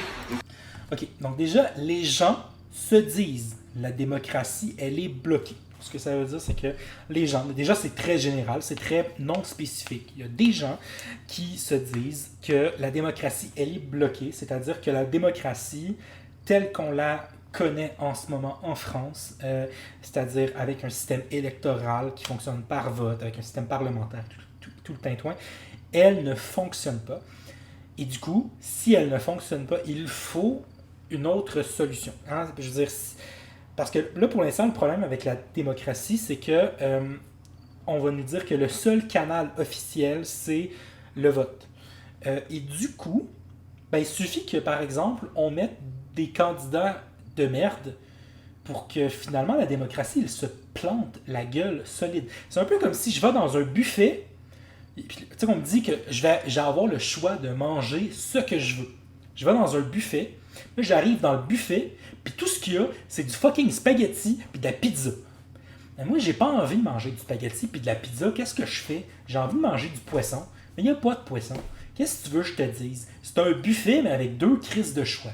Fait que, prends ton trou, mange ta pizza, puis ton asti de spaghetti. C'est juste ça que tu peux faire. Tu vois, là, mon buffet, il serait bloqué. Comme la démocratie, elle est bloquée. Tu sais, c'est ça le problème. Avec une démocratie qui fonctionne par système électoral, c'est que aussitôt qu'on a un choix un petit peu merdique, ben, il n'y en a plus de démocratie. Parce que quand tu es pogné à choisir entre Macron et Le Pen,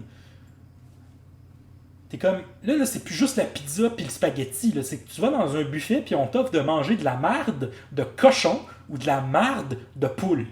Genre, choisis. Je ne sais pas lequel est meilleur. C'est de la style marde pareil. Tu sais? Fait que la démocratie, elle est bloquée. Mettons qu'il y a des gens qui partent de ce constat. Ensuite, qu'est-ce qu'ils disent ces gens-là? Essayons de la débloquer. Et on peut en effet la débloquer en gueulant.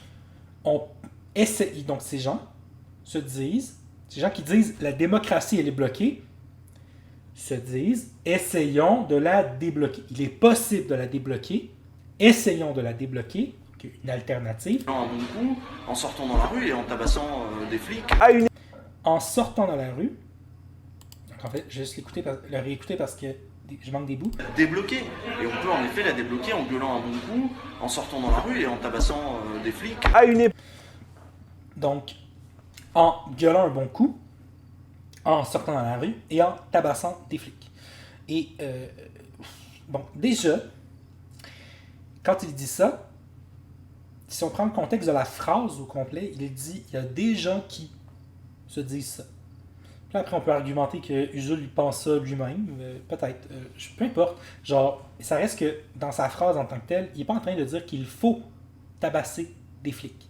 Ce qu'il dit, c'est que il y a des gens, puis même ça, on va l'écarter. Mettons qu'il dit on peut débloquer la démocratie en faisant ceci. Encore là, comme j'ai dit au début de la vidéo, c'est un constat qui est assez logique. Si le problème de la démocratie, c'est que le vote ne fonctionne pas, que l'alternative, c'est d'y aller par un canal qui n'est a priori pas démocratique, en tout cas pas au sens étatique du terme, ben là, ça veut dire qu'on parle de révolution. On parle de mouvement révolutionnaire. On parle de s'adjoindre des canaux officiels de la démocratie parlementaire. Et donc, on parle d'insurrection. Et là, tu vois, là, c'est important, les communes aussi, ben, ils ont tabassé du flic. Je veux dire, disons que c'est le produit un peu inévitable. Puis c'est peut-être un peu mal phrasé, je vais lui donner ça, c'est mal phrasé, puis je suis sûr que Usul regrette amèrement de l'avoir dit comme ça. Parce qu'en fait, c'est pas tabasser du flic gratuitement. Puis c'est ça l'espèce de défaut de compréhension qu'il y a ici. On ne parle pas de tabasser du flic gratuitement. On ne parle pas de genre, je me lève un matin, je prends ma batte de baseball, je vais dans la rue, je trouve un policier, puis j'y varge la face. Genre, ça, c'est absolument... C'est détestable, je suis d'accord. Genre, il y en a qui défendent ça, mais peu importe. C'est vrai que ça fait une agression, puis c'est absolument pas nécessaire, puis c'est effectivement gratuit. Mais pour moi, l'action révolutionnaire, ce n'est pas gratuit, justement. C'est une action qui se fait en opposition à une attaque qui est déjà suivie. C'est de la légitime fucking défense. Quand on parle de tabasser du flic, on parle de tabasser la personne qui est déjà en train de te tabasser, en fait. Je veux dire, si les flics, en fait, ils étaient chill, puis qu'ils faisaient rien, là, je veux dire, ils n'ont pas d'armes, ils font juste comme donner des tickets, des PV pour excès de vitesse, puis je veux dire, honnêtement, dans cette espèce d'utopie de monde alternatif où la police, c'est pas des trous de cul, Usul n'aurait jamais dit il faut tabasser des flics. Je veux dire, autant qu'il dirait jamais il faut tabasser des pompiers. Tu sais, je veux dire, si les policiers ne faisaient pas déjà partie en fait du système qui opprime la population, ben, il n'y aurait aucun besoin de les tabasser en premier lieu. Quand on parle de tabasser les flics, c'est du même acabit que de dire on va tabasser des nazis, hostie, c'est de tabasser les gens qui nous oppriment. That's it. genre de tabasser ceux qui nous tabassent déjà. C'est pas dans une optique purement gratuite, c'est dans une optique révolutionnaire, dans une optique de défense contre une attaque qui est subie préalablement. Donc, je veux dire, c'est une réaction, c'est pas une action qui sort de nulle part, c'est une réaction à une attaque qui est déjà subie par la police. Parce que quand les gens ils vont dans la rue et qu'ils gueulent, la police, elle tape sur les gens. C'est pour ça qu'ils parlent ensuite de tabasser des flics. Parce que les flics, ils tabassent les gens qui gueulent et qui vont chialer dehors. Ça me semble évident, mais apparemment il faut l'expliquer, mais peu importe. Je suis fatigué. Époque où les flics, quoi qu'on en pense, se font égorger, cramer, buter par des islamistes, par des dealers. Le type, lui, il en rajoute une couche. Alors,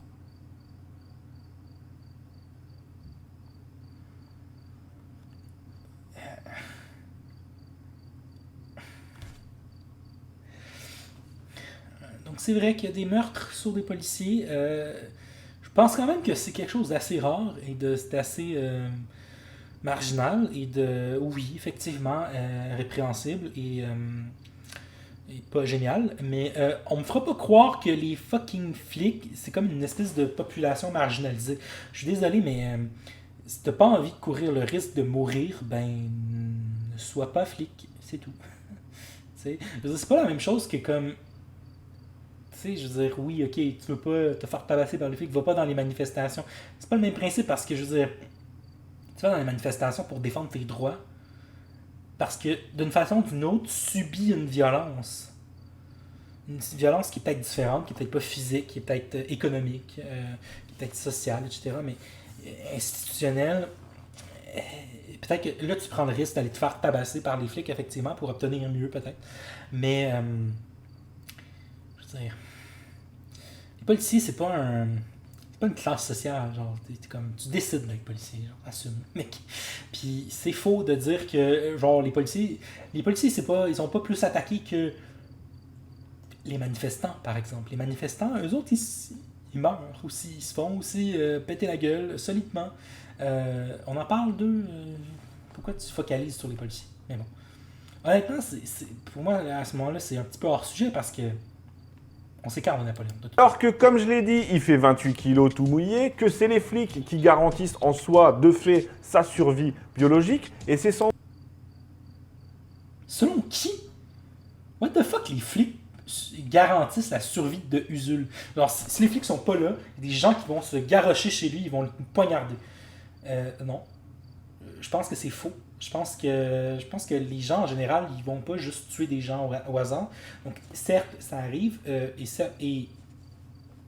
souvent qu'autrement, c'est une conséquence directe du système de merde dans lequel on vit, mais ça, c'est une autre histoire. Mais je pense pas que les flics garantissent la survie de personne.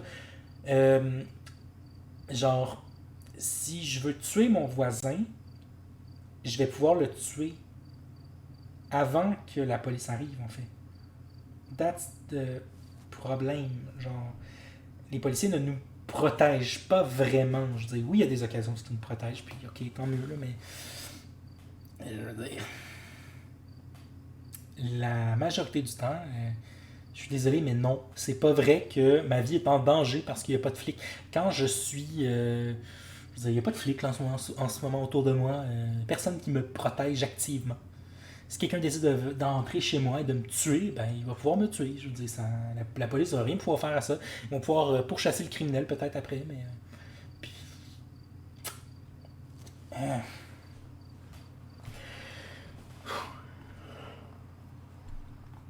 whatever. Puis, je veux dire, en plus, c'est écarter aussi le fait que la police, ils sont aussi responsables de beaucoup d'agressions. Je veux dire, est-ce que quelqu'un comme fucking George Floyd, il était protégé par la police? Je veux dire, il suffit que tu fasses partie d'une population spécifique pour que la police ne te protège pas, en fait. T'es arabe, la police ne te protège pas, elle te tue. Elle te harcèle au mieux. Elle te profile, elle te fait chier. t'es une personne trans, ou t'es un sans-abri, ou t'es une personne handicapée avec un problème psychologique, on sait que beaucoup plus de chances de se faire tuer par la police quand on a des troubles mentaux, par exemple. Est-ce que ces gens sont protégés? C'est qui est protégé, en fait, par la police? C'est une intéressante question, parce qu'il y en a qui sont protégés, réellement, par la police. Macron, par exemple, il est protégé par la police. Ça, j'ai aucun doute là-dessus. C'est vrai, Macron, la police protège sa vie. Macron doit sa vie à la police, sans doute. Usul, j'en doute, honnêtement, j'en doute. Fortement. Je doute que même toi, tu doives ta vie à la police. Je pense que la police a absolument fucking rien à voir avec ta survie. Mais voilà. Sans doute le seul être vivant dont les particules qui le composent ont renoncé définitivement à toute prétention à la sélection naturelle. Usul, ses gènes, ils se sont littéralement retournés contre lui, quoi. Ça se voit. Mais je veux dire, là, il push la Dynam à un autre niveau, putain. Là, c'est rendu un style, c'est son fucking génome, là, il y a un génome de crétin, genre. C'est absurde, absurde. Bref, voilà, ouin ouin, Napoléon il est méchant, ouin ouin, on parle pas assez de la commune. Vous rajoutez à cela de l'humour boomer nul à chier, d'énormes erreurs liées à l'incompétence et d'énormes erreurs. Énormes erreurs, je veux dire, à part peut-être le truc là, sur Chose Ben Nelson,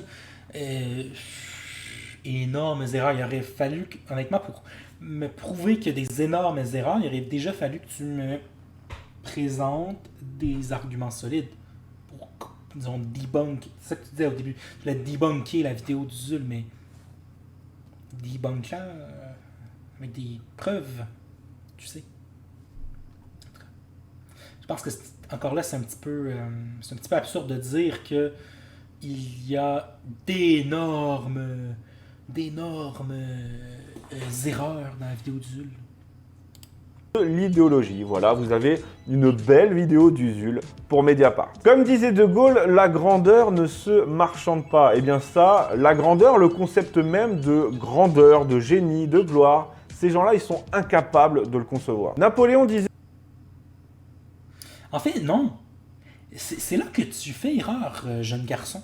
L'idée de gloire, de grandeur, je pense qu'elle est tout à fait pertinente dans les milieux de gauche. Par contre, la différence, c'est qu'à gauche, les gens, en tout cas en général, ont tendance à moins focaliser sur les individus et plus sur les groupes, par exemple. Je veux dire... Pour moi, un exemple de grandeur, par exemple. Tout à l'heure, on en avait un très très bon. Déjà, les communes. Pour moi, ça, c'est un exemple de grandeur. C'est un exemple de génie. C'est quelque chose de collectif. Pour moi, c'est un génie collectif. C'est une grandeur collective. On lisait aussi tout à l'heure sur les révolutions, les révoltes d'esclaves, notamment à Haïti, à Saint-Domingue. Pour moi, ça aussi, c'est des exemples de grandeur. C'est des exemples c'était des grands hommes, des grandes femmes, les personnes qui se sont révoltées, mais un grand peuple, peut-être, une grande collectivité. Ces idées-là, pour se combattre un ennemi aussi puissant que la France, que l'Angleterre, que l'Espagne, que peu importe, alors qu'ils étaient des esclaves, donc on leur refusait éducation, entraînement aux armes, évidemment, la santé, et malgré tout ça, ils se sont révoltés. Ils ont décidé de dire ça suffit, et ça pour moi c'est un exemple de grandeur. Il y en a plein des exemples comme ça dans l'histoire. On n'est pas obligé d'avoir des grands hommes, genre un grand homme au singulier. On peut avoir un grand peuple, on peut avoir une grande nation. Puis je veux dire, là, il faut faire attention de ne pas tomber dans le nationalisme un peu nazi, justement. Mais je pense quand même qu'un peuple, par son union, par sa collectivité, sa fraternité, peut accomplir de grandes choses. Pour moi, ça, c'est un exemple de grandeur. Et oui, les communes qui ont fucking abouti à la Troisième République, c'est un exemple de grandeur. C'est un peuple qui dit, ça suffit, on reprend les rênes. On reprend les rênes de notre pays. Donc oui, ça existe, la grandeur. Je suis d'accord. Mais là, tu vas la chercher dans des endroits que tu ne devrais pas la trouver. Tu veux parler de génie, ben parle-moi de génie, de gens qui ont défendu des idéaux très importants. Malcolm X, Martin Luther King sont des génies. Je veux dire, si on veut se focaliser sur des individus, ben là on en a des exemples de gens qui se sont battus pour des raisons beaucoup plus nobles que fucking Napoléon, calice de Bonaparte. C'est pas un grand homme. Les grands hommes, ils existent. Les grandes femmes, elles existent. Les grands peuples, ils existent. La grandeur, elle existe. Mais Napoléon n'est pas un grand homme. Les dictateurs, je suis désolé, mais un dictateur n'a aucune prétention sur le titre symbolique de grand homme ou de grande femme. Puis là, je sais pas pourquoi je dis ça, parce que, à ma connaissance, il n'y a jamais eu de dictatrice. Mais peu importe, genre, Jules ne nie pas l'existence de la grandeur. Peut-être qu'il le pense, ça n'a pas vraiment d'importance, mais en tout cas, il dit pas que la grandeur, ça n'existe pas. Il dit que Napoléon, c'est une sous-merde et qu'on ne devrait pas le célébrer. Il disait quant à lui, la puissance d'un peuple se compose de son histoire. C'est cette histoire justement que les gens comme Usul veulent cancel. Attends. C'est cette qui compose de le concevoir. Napoléon disait quant à lui, la puissance d'un peuple se compose de son histoire. C'est cette histoire justement que les gens comme Usul. Mais qu'est-ce que ça veut dire en fait? La puissance d'un peuple se compose de son histoire. C'est parce que ça veut rien dire en fait.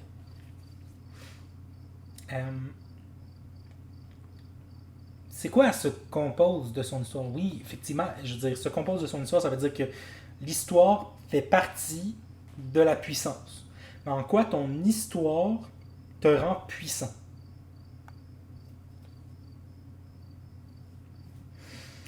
Tu sais, genre, la richesse d'un peuple, peut-être, tu sais, la richesse culturelle, par exemple, d'un peuple, se compose de son histoire. Oui, je pense que c'est vrai. L'histoire fait partie de la richesse culturelle d'un pays. C'est ce qui fait...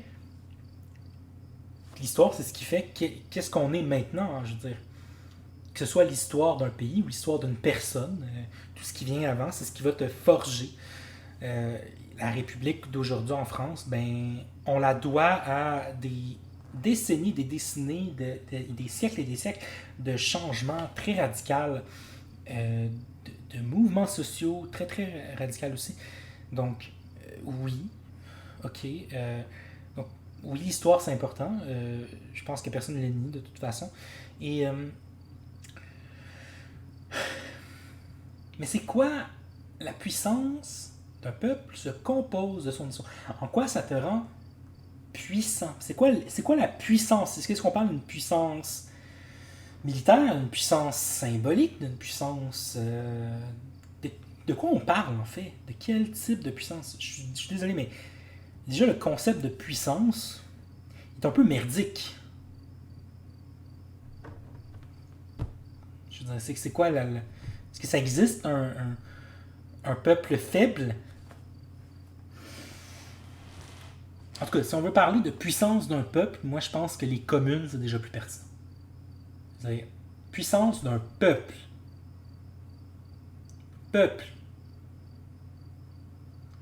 Napoléon, ce n'est pas le peuple. Les communes, c'est le peuple.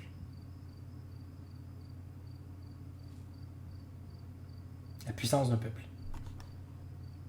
C'est cette histoire justement que les gens comme Usul veulent cancel, comme ils disent, c'est-à-dire renier, déconstruire, supprimer. J'ai toujours... Ah, je déteste ces... Personne ne veut supprimer l'histoire. Putain. Personne ne veut canceller l'histoire déjà parce que ça n'a aucun sens. Ça se dit juste pas. L'histoire, c'est pas une personne, ça se cancelle pas. L'histoire, ça ne s'efface pas non plus. Puis en fait, si on veut parler ben en fait, oui, ça s'efface. Dans le sens que oui, on peut cacher des choses. Mais dans les faits, les gens qui effacent l'histoire, en général, c'est les puissants. C'est les dirigeants. C'est... tu sais, par exemple... le Japon a pendant très longtemps essayé de cacher certaines atrocités qu'ils ont commises en Chine pendant la Deuxième Guerre mondiale. Des massacres, des choses très lourdes. Puis encore aujourd'hui, la Seconde Guerre mondiale est très peu enseignée dans les écoles japonaises.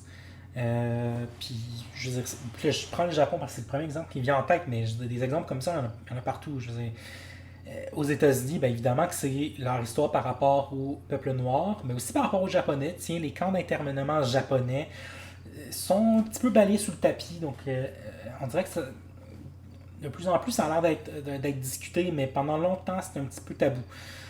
Surtout que les camps d'internement ils ont été mis en place par l'un des présidents vénérés des libéraux et de la gauche, même la gauche américaine, entre guillemets,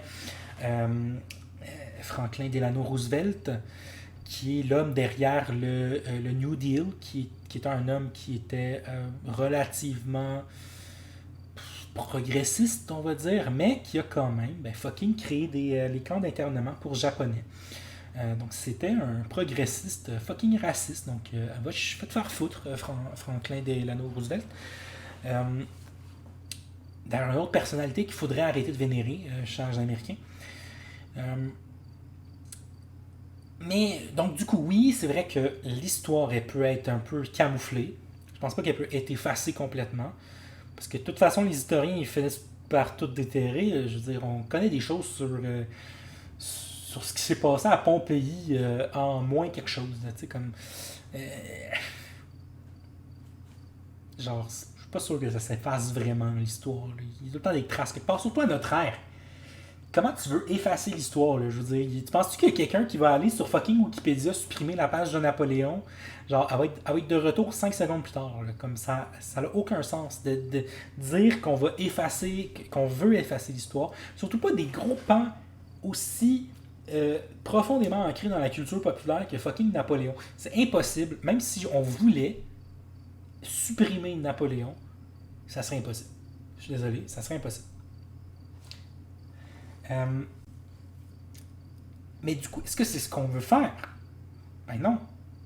Est-ce que, par exemple, décrocher des statuts de personnalités esclavagistes aux États-Unis, c'est effacer l'histoire?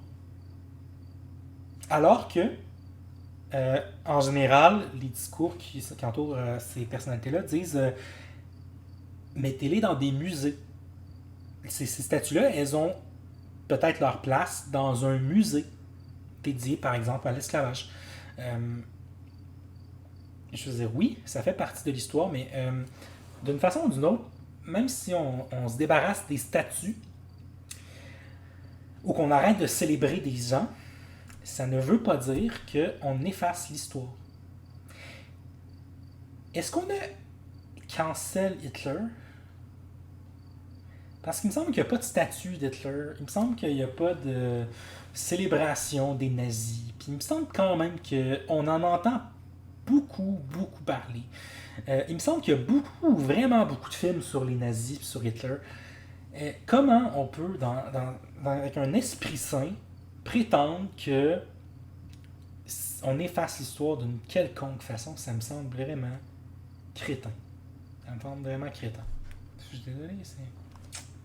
J'ai toujours trouvé ça curieux, suspect même de vouloir à ce point effacer, annuler l'histoire.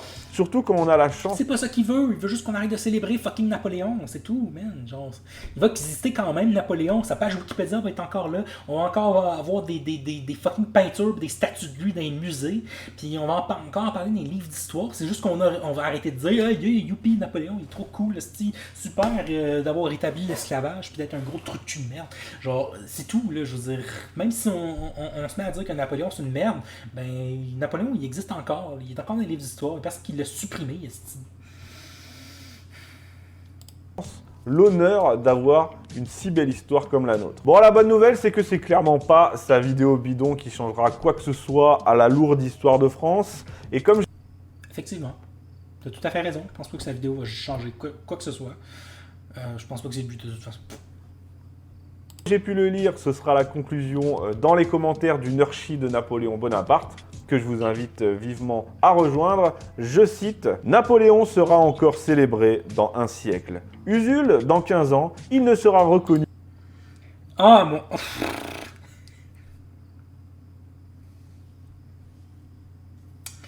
Ok.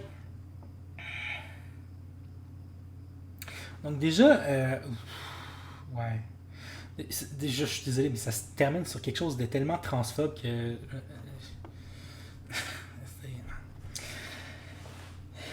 Napoléon sera encore célébré dans un siècle, Usul dans 15 ans, il ne sera reconnu que par... whatever. Bon. Mettons qu'on dit juste qu'il ne sera reconnu que par une poignée de personnes. Absolument. C'est tout à fait vrai. Je suis d'accord avec ça. Pas sur la fin, mais sur l'idée générale que Napoléon va continuer à être célébré dans un siècle et que Usul va sombrer dans le gouffre de l'ignorance, de l'oubli. Il va être oublié. Oui, c'est vrai. So what? C'est quoi cet argument? On dirait genre...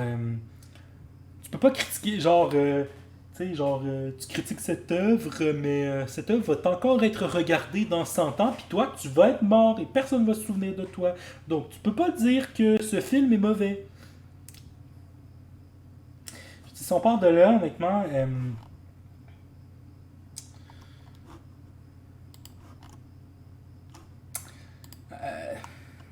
32 000 abonnés. 479 000 abonnés. Dans 15 ans, Usul va au moins être reconnu par quelques personnes. Toi, dans 15 ans, ben... En fait, dans peut-être 5 ans, en fait, tu sauras rien. Tu vas être célébré peut-être par une poignée de débiles sur Internet. C'est vraiment un très, très, très mauvais argument qui peut se retourner contre toi très, très vite. Pas très intelligent comme argument. Je sais que c'est pas ton argument, en fait. Mais t'es... Ah! Putain, j'arrête pas de m'adresser comme si... comme si c'était un dialogue. Mais, tu sais, c'est pas son argument, mais il est d'accord avec cet argument, on s'entend. Que par des schémas en Thaïlande. Elle est dure, celle-là. Honnêtement, je vais garder ça juste pour sa prononciation très... Est-ce que c'est au moins... Je pense que c'est pas c'est quoi.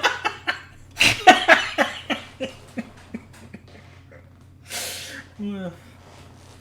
Ah, mon Dieu. Des schémas.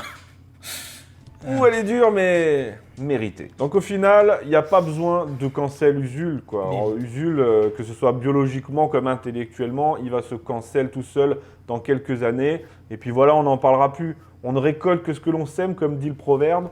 Et bien dans le cas du... Ce qui est marrant, c'est que Usul, il utilisait le mot cancel de façon ironique, mais lui, pas du tout, en fait. Usul, je serais bien curieux de voir la gueule de la récolte. Mon Dieu, mais quelle vidéo de fucking merde. Qu'est-ce que je me suis infligé? Je profite. Donc voilà, c'était vraiment la chie. C'était vraiment la chie. J'ai fait une vidéo vraiment trop longue. J'en suis désolé.